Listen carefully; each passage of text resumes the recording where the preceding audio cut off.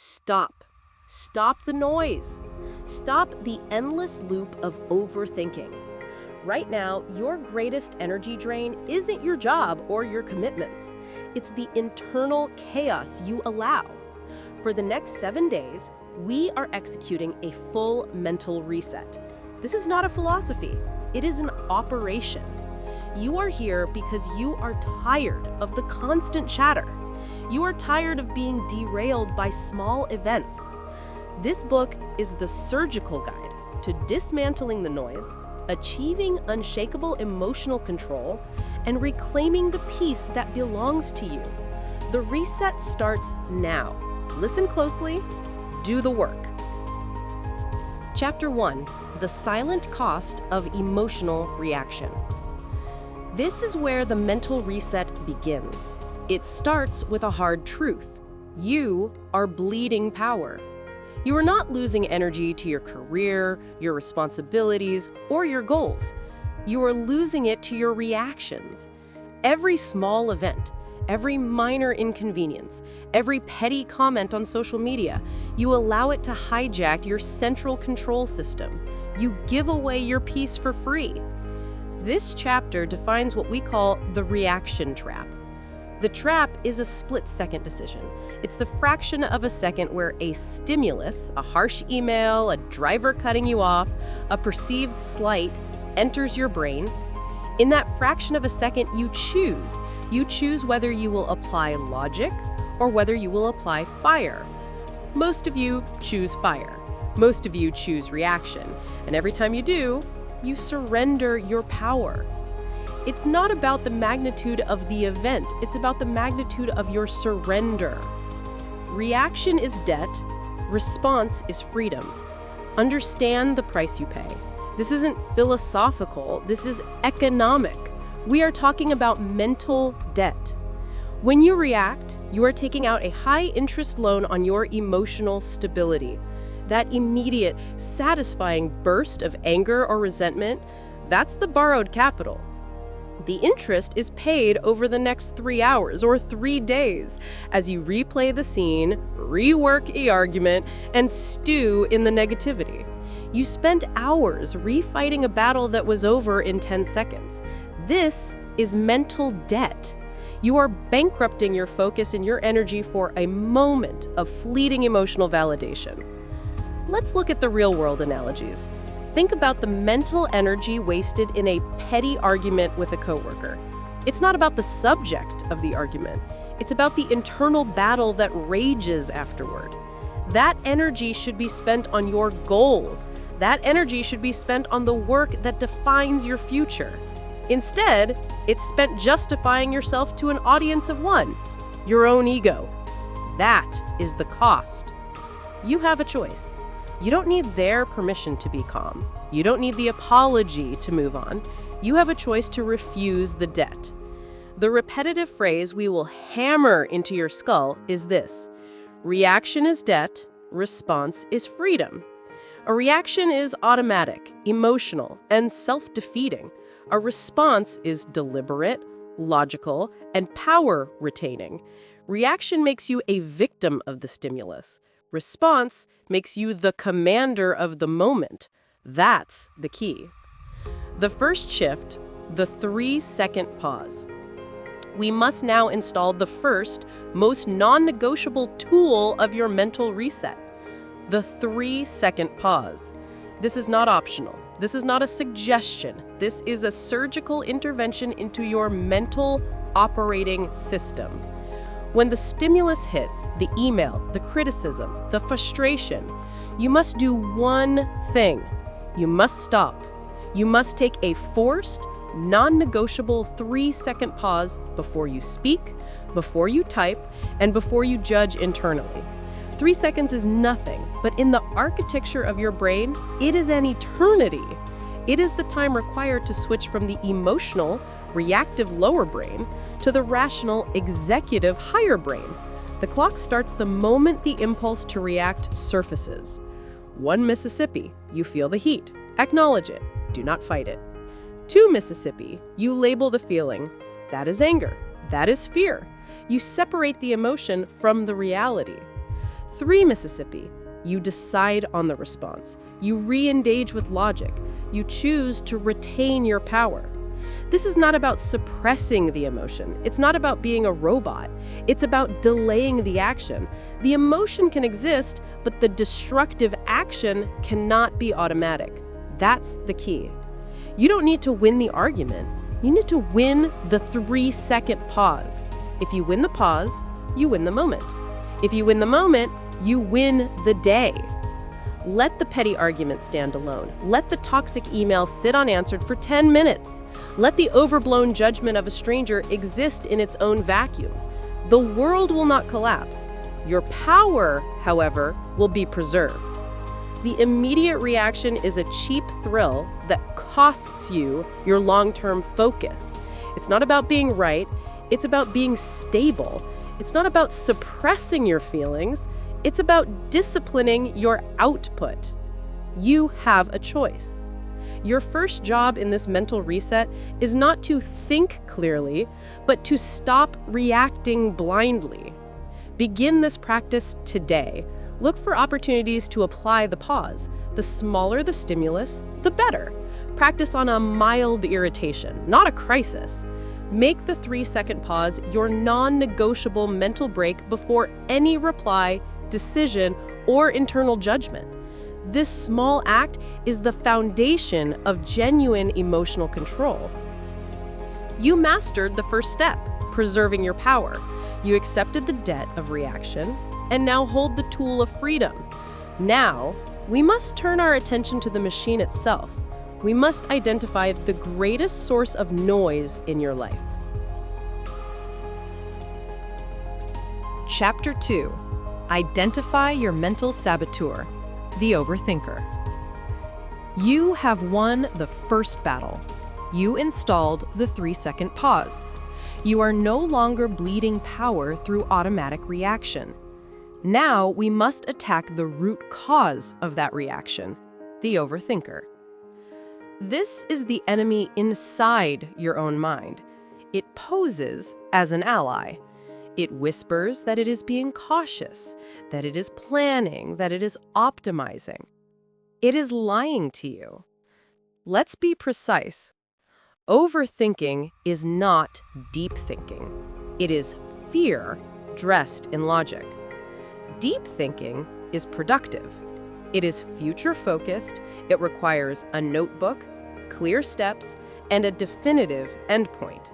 It results in action. Overthinking is neurotic. It is past-focused. It requires an endless loop and results in paralysis. It is regret disguised as foresight. You must stop confusing the two. When you are genuinely planning, you are drafting an action list. When you are overthinking, you are simply drafting a new version of the tragedy. One generates progress, the other generates stress. You have a choice. You choose the kind of thinking you allow to dominate your day. The saboteur's playbook. The overthinker operates using 3 primary tactics. Learn to recognize them instantly. If you can name the game, you can refuse to play. 1. Replaying the past, the regret loop. This is the endless replay of a conversation or a decision that already occurred. It is the "I should have said" or "what if I had done" loop. Your brain is desperately trying to change a scene that is already filmed and edited. You are burning energy trying to rewrite history. The fact is, the past is a phantom. It cannot be changed. Its lessons can be extracted, but the event itself is closed. Stop negotiating with a finished transaction. 2. Catastrophizing the future, the fear loop. This is projecting the worst possible outcome for a situation that hasn't even begun. It is moving straight from "I have a meeting tomorrow" to "I will fail, be publicly embarrassed, lose my job, and end up living in a van." Relatable scenario. You receive an unexpected phone call from an unknown number. the saboteur immediately jumps to, it's a catastrophic medical diagnosis, or a legal summons, or a terrible financial crisis. You spend 10 minutes in panic before you even check the voicemail. You have pre-suffered 1,000 imaginary tragedies. Your mind is designed to solve problems. When there are no real problems, it fabricates them to keep itself busy. You don't need their permission to be rational. You have a choice to refuse the fictional emergency. 3. The infinite decision loop, the paralysis trap. This is the cycle of paralyzing indecision over low-stakes choices. It is the need to consume endless data before making a simple choice, like which brand of coffee to buy or what workout to do. You crave absolute certainty, which is an illusion. Relatable scenario. You need to start a new project. The saboteur tells you, you need to research every possible tool, read every review, and finalize the 40-step plan before you even open the laptop. You spend 5 hours preparing to start and never actually start. It's not about perfection, it's about execution. The overthinker convinces you that research is progress. It is not. That's the key. The core rule: act upon it now or label it a phantom. Your job now is to establish one core rule for every thought that attempts to loop. If it cannot be acted upon now, it is a phantom. When a thought enters your mind, immediately subject it to this brutal 2-part filter. Is this a problem that requires an immediate physical action? Yes, send the email, call the doctor, start the task.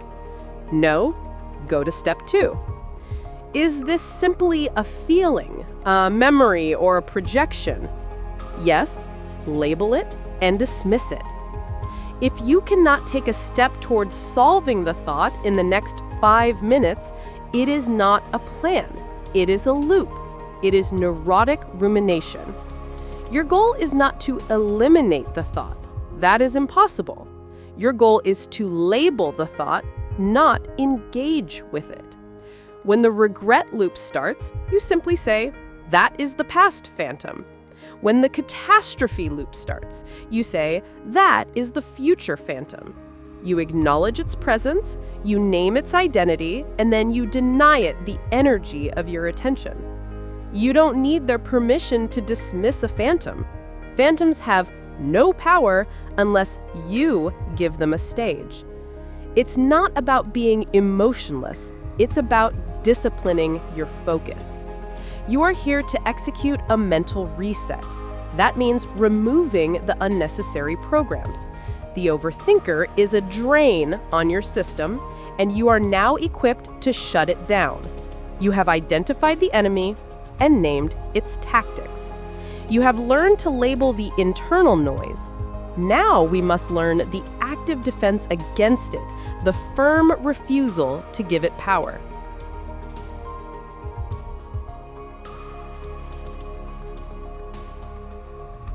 Chapter 3. Stop negotiating with your thoughts. You have identified the saboteur.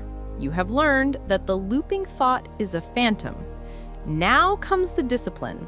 The key to the mental reset is not to fight your thoughts, but to stop negotiating with them. This is a critical distinction. Most people believe they must argue with their anxiety. They believe they must find a perfect, logical counter-argument to every self-criticism. This is the mistake. When you argue with a thought, you give it legitimacy. When you debate a phantom, you make it real. Your thoughts are not your commands. They are not directives from an authority figure. They are merely suggestions passing through your mind's lobby. Every single moment, thousands of these suggestions walk through your mental front door. You should worry about money. You should eat that entire carton of ice cream. You should call that person and tell them off. You should dwell on that past failure. The vast majority of these suggestions are useless, detrimental, or utterly destructive to your long-term success. The mistake you make is giving every single suggestion a seat at the table. You pour it a coffee and ask it to present its case. You listen to its argument for 30 minutes. You negotiate with the impulse. The truly disciplined mind does not debate the suggestion. It simply denies entry. The uninvited guest. Let's use a powerful metaphor. Imagine your mind is your home. You are the sole, final authority on who gains entry. The overthinker is a persistent, annoying, and often toxic individual, the uninvited guest. This guest is standing on your front porch, relentlessly ringing the doorbell. They are shouting negative predictions, past regrets, and impossible demands. What do most people do? They open the door, let the guest sit on the couch, listen to their entire monologue, and spend an hour trying to convince them to leave nicely. This is the act of negotiation. This is giving up your peace. The disciplined response is simpler and more ruthless. Do not open the door. You see the guest, you acknowledge their presence. You label them. That's the worry guest. But you do not open the door. You keep walking. You continue with the task at hand. The uninvited guest, deprived of your attention, eventually loses energy and leaves. The only way to win this game is to refuse to play it. The power of a persistent thought is completely reliant on your willingness to engage with it. You have a choice. You choose where your attention rests. The action. Label and let go. We now transition to the active defense. This is the simple, repetitive technique that replaces negotiation with non-engagement. We call it label and let go. When a persistent, negative, or looping thought enters your awareness, you will immediately interrupt it with a simple verbal or internal label. If you find yourself obsessing over a past event, that's a regret thought. If you are creating fictional scenarios of failure, that's a worry thought. If you are harshly judging yourself or someone else, that's a judgment thought. The power of this technique is twofold. It creates distance. By naming the thought, you separate yourself from it. You are not anxious, you are simply experiencing anxiety thought. That's the key. It demands non-engagement. Once labeled, you immediately transition to the second phase, let go. The let go phase is a non-negotiable redirection of your physical focus. Do not try to clear your mind. Do not try to think positive thoughts. That is still engaging in the mental lobby. Instead, immediately redirect your focus to a physical task. If you are sitting, stand up. If you are reading, focus intensely on the next sentence. If you are working, zero in on the single action required next. The next sentence typed, the next line of code, the next dish washed. It's not about achieving a blank mind, it's about achieving a focused body. Every time you practice this, you reinforce the rule. My attention is a finite resource, and I only invest it in action, not noise. You don't need their permission to ignore the phantom. You don't need a logical reason. You simply label it and redirect your energy. You have a choice. Stop giving power to the noise. It's not about being perfect, it's about disciplining your focus. You have learned to pause. You have learned to label. You are no longer debating the inner chaos. You are acting with authority. Now, we must attack the final barrier to emotional control, the desperate need for external validation.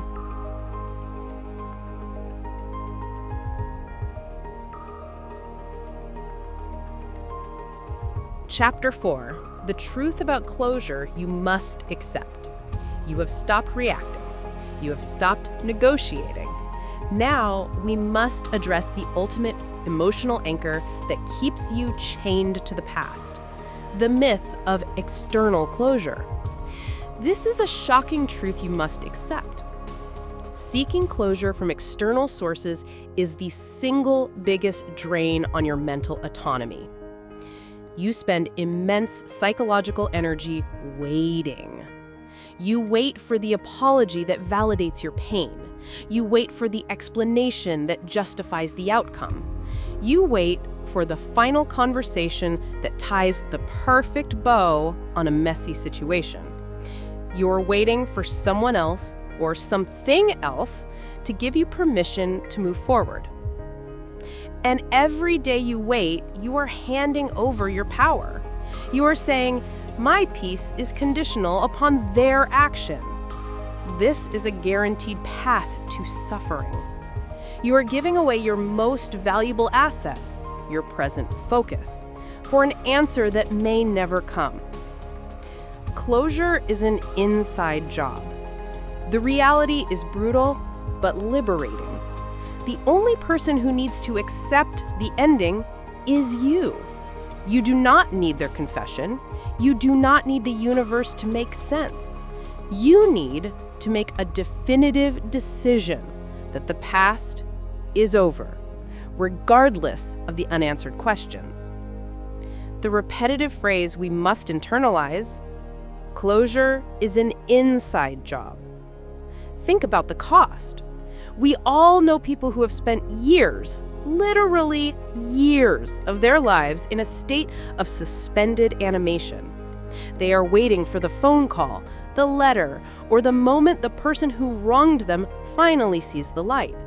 They are trapped in the prison of the past, holding the key that only external validation can unlock. This is a fatal error of emotional control. The moment you decide that your peace is dependent on someone else's behavior, you are lost. That is not emotional control, that is emotional gambling. You are staking your future happiness on the actions of people you cannot control, who are likely not even thinking about you. You have a choice. You can continue to pay the mental debt of hoping, or you can unilaterally declare the debt cleared. You don't need their permission. The internal act, self-validated closure. Since closure is an inside job, we need to detail the internal act required to perform the surgery. This is the process of self-validated closure. This is making a definitive internal decision to accept the past as unchangeable and declaring the mental file closed. It involves 3 ruthless steps. 1. Acknowledge the unchangeable. First, you must face the facts without emotional cushioning. State clearly to yourself, this event happened.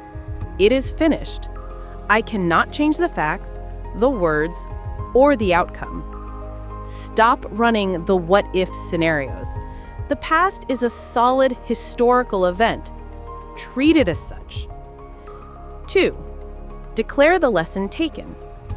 The only value the past holds is the lesson it delivers. Identify the lesson, extract it, and file it away. The lesson is your takeaway power. The rest is just noise. Did you learn a boundary? Did you learn to vet your partners better? Did you learn your own strength? Once the lesson is identified, you declare, the tuition for this lesson has been paid. The experience is now an asset for the future, not an anchor to the past. 3. Burn the bridge. The final act is a definitive internal ceremony. Close the mental file. Visualize yourself taking that file, that lingering relationship, that career mistake, that moment of regret, and placing it in a box. Then, with absolute finality, you put the box on a high shelf and declare, this conversation is over. You are not suppressing the memory, you are refusing the debate. The minute you feel the old regret or curiosity start to creep in, you simply apply the label and let go technique from the last chapter. That's a closure phantom. You refuse to open the file again. This is the bedrock of mental toughness. It is the discipline to determine your own reality regardless of external input. You are the sole authority in your mind. The debt is cleared. The answer is known. It ended because it was supposed to end. Your peace is not out there, waiting for an explanation. It is inside, waiting for your decision. Make the decision now. Close the file. You have found peace by mastering your reactions and reclaiming the past. Now, we must address the persistent drain of modern life.